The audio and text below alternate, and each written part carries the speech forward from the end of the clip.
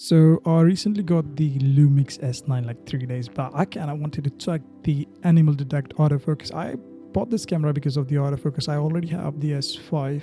I assumed that the autofocus would be good, but it wasn't. It at least in the animal detect autofocus. First, I chose the eye only autofocus, and it was having trouble picking up the subject.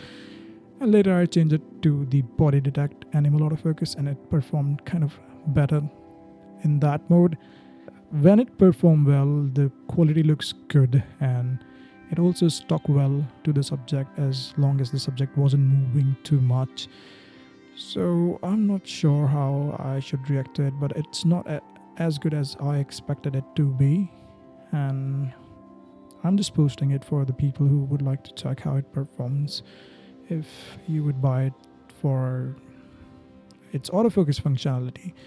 And also, while I was returning back after buying this camera, I shot a little sequence with the Pancake Lens, the funny lens that's provided.